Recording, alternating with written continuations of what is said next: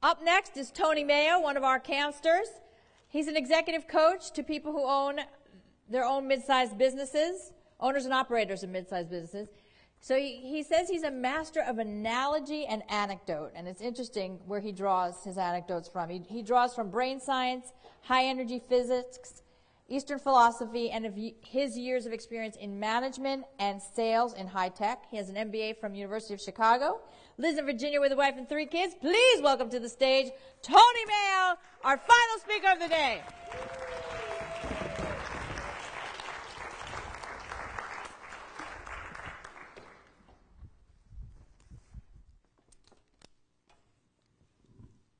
Look at that.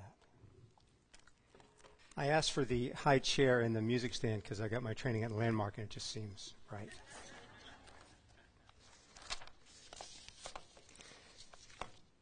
At first, when I volunteered to give the talk, I thought it would be easy because I'm talking about my book. And my book grew out of a talk I gave. I thought, well, so just give the talk. But then, like everybody else who stands here, you realize this is an unusual audience. You've seen some of the best speakers in the world.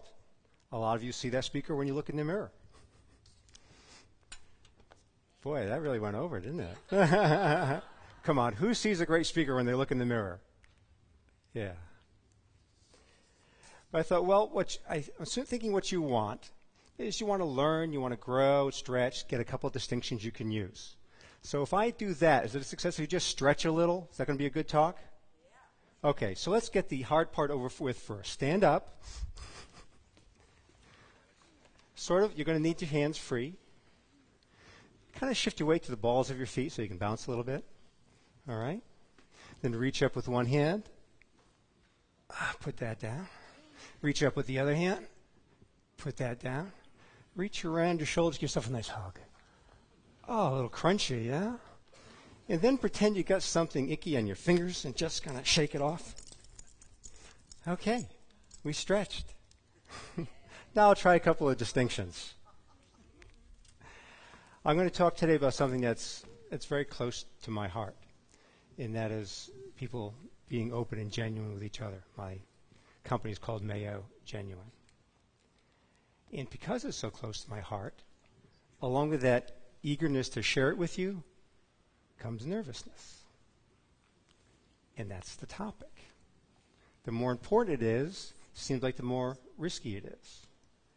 The question is, what am I risking? What's at risk when I feel nervous up here? And I want to explore that. And public speaking is particularly one of those risks. Some people say it's the number one fear. I'm not like that. My fear is being in a room and not being allowed to speak. You may have noticed that. But why is public speaking such a fear? Because it's a chance to alienate a whole group in one swell swoop. And that's the last thing I want to do, right, is lose that membership, that belonging. So we're talking now about vulnerability. Very popular word in our profession now, vulnerability. I was at a coach training, Newfield Network, Julio Alaya. He draws people in from around the world, many of them English as a second language. One woman stood up and said, I hear all this talk about vulnerability, but I didn't quite get it. So I got out the dictionary, and it says, being vulnerable, make oneself open to attack. Why would I do that? And that led to a very interesting conversation. I'll tell you the distinction I took away from that in a few minutes. But that's kind of strange, isn't it? We encourage people to be vulnerable. Vulnerable means being open to attack. Well, now there's someone who's really staked out a claim in the vulnerability world. She's the vulnerability lady now. Brené Brown. Terrific videos. Find them if you haven't seen them. She did one at TEDx, and the next thing you know, she's on the main stage at TED talking about vulnerability. But you know, if you've watched these or read her material, you realize that vulnerability isn't really her main topic. Her main topic is something a lot less comfortable to talk about, something really nasty, and that's shame. Shame is the fear of being excluded from the group. And being excluded from the group is a fundamental, vital concern. We are social animals, and I don't mean social like we need friends and we need fun. I I mean, we just don't survive well without other people. Think of all the people that have to do the stuff that you need just so you have clothes and warmth and food. Now, this is not psychological survival. This is not metaphorical vitality. This is life or death. It's being accepted in and supported by a group. It's such a big deal, we tend not to want to talk about it. We're going to talk about it. One of the things Brene Brown mentioned that really got my brain going is she pointed out that courage comes from the Latin word cor for heart. It's also the same Latin word that gives us core, like the core of an apple, the center of something. And courage originally meant to speak or act from your heart. So that's a pretty good term to have, courage. And it takes courage to be in community. After absorbing that, because I like the origin of words and the power of looking at what's built into the language, well, I thought courage was the same thing as bravery. What's bravery? Well, I looked that up. Also from Latin. It's from the word for praise, like bravo and bravado. So you got praise from bravo, and you get that E-R-Y on the end. That means to clothe yourself in a certain way, like livery. You know? So bravery is to cover yourself in something that makes you seem praiseworthy. Not the same words at all, are they? Courage is risking not belonging by speaking from your heart, and bravery is to cover yourself up so you can seem praiseworthy, like you might fit in. That leads us to a challenge, because it seems to set us up for either we can be true to our hearts and be excluded, or we can cover up with something fake and seem to be included. As my son put it, you can be phony or you can be lonely. You can be phony or you can be lonely. So you're having a Marco Rubio moment here.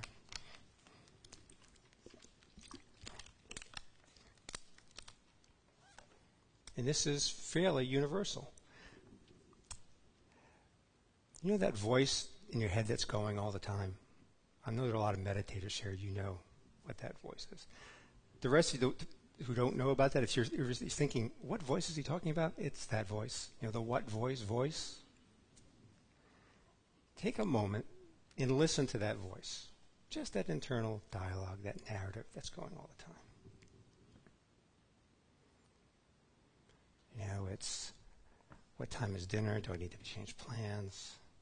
How is he doing? Oh, I feel sorry for him for wearing that. I wonder if I'm listening to my voice right. I'm probably not listening to the voice right. I should meditate more. Look at her. She's doing it. She's listening to the voice. It's all that kind of stuff, right? It's the questioning, it's the concern, it's the comparisons, all the time. Yeah. A lot of us think that voice is the real us. But come on. If it was really you, would you argue with it? It's not even your friend. You wouldn't hang out with somebody who talked about you that way.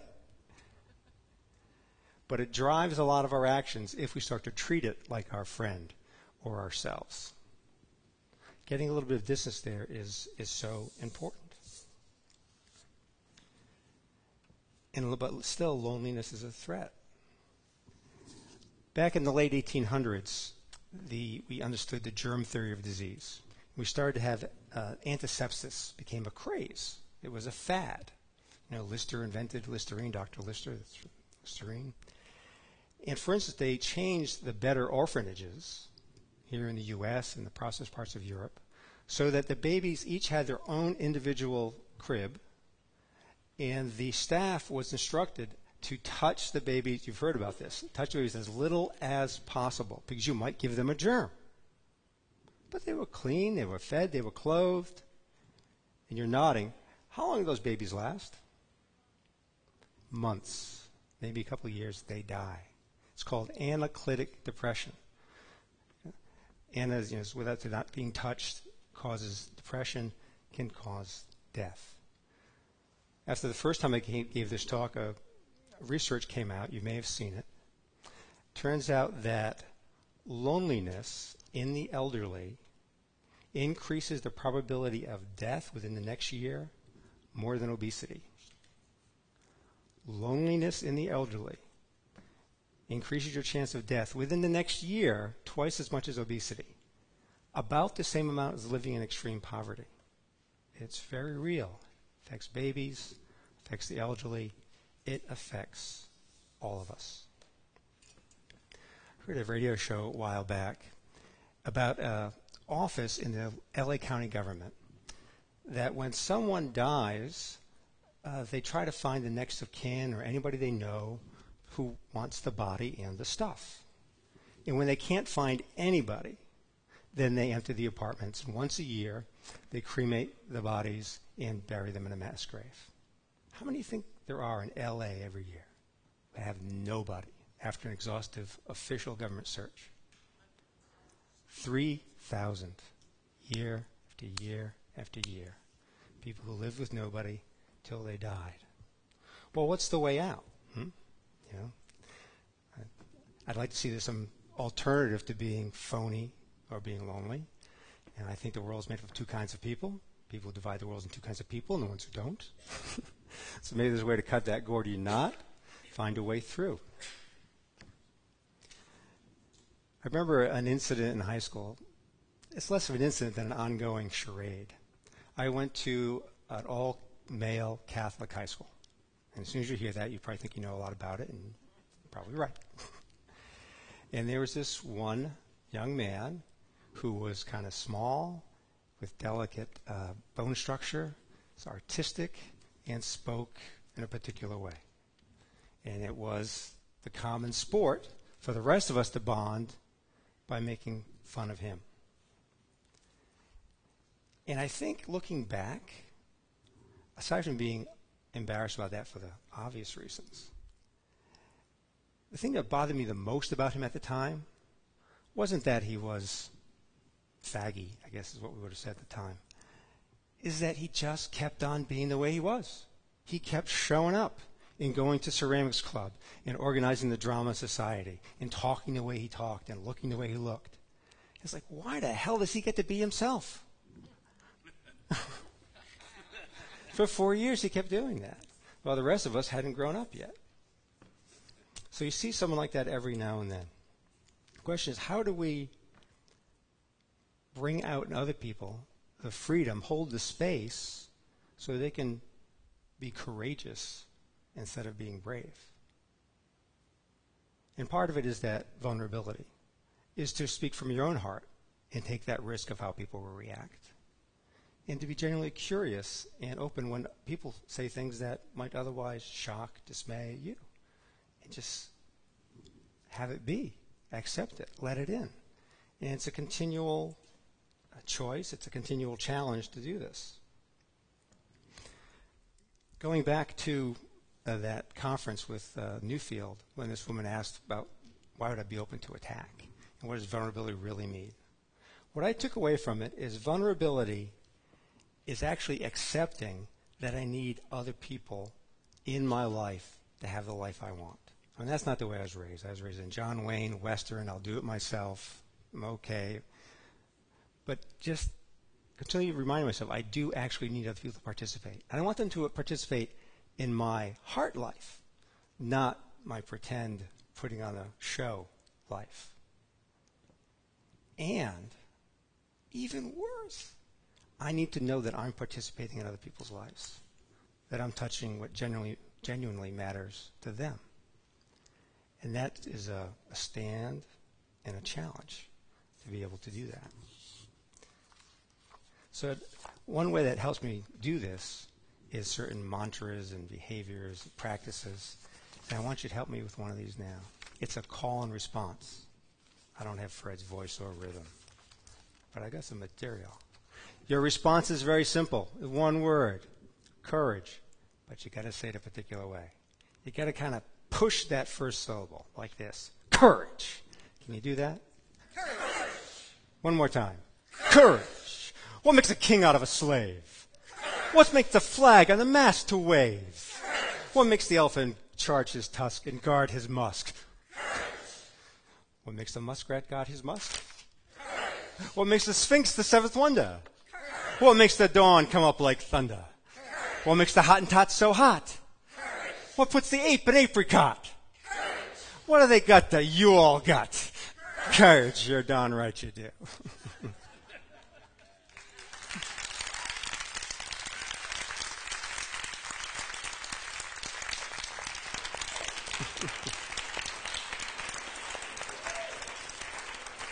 The Cowardly Lion.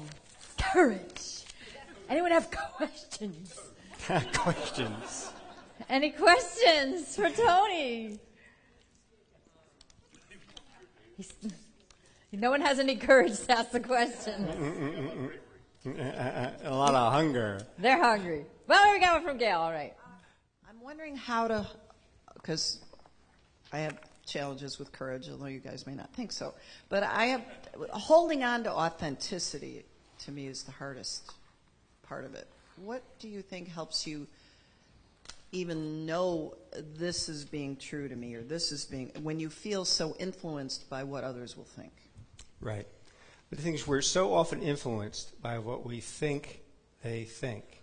And often they're acting in a way that is they think is consistent with what we will like. It's just layer on layer of guessing and wondering. And I find if I remind myself to be genuine, I like genuine to authentic because genuine is from Genesis and what creates you, what causes you. It emerges from how you are ontologically, for those of you from that school. And when I catch myself thinking, oh no, I can't tell this person about that, I realize I'm devaluing them. I am judging how much they can handle. I want to be responsible and appropriate, but I also want to give the people I'm interacting with the credit that they can accept the way I actually am at that moment. Sad, scared, thrilled, acknowledged. So, just like in your presentation, if I make it about they ought to love me the way I really am, it's, I want to assume they're as good as I am, that they will accept what I've got. Thanks for the Genesis piece. All right, everyone, let's give a big round of applause. It's been a long, long day. Thank you, Tony.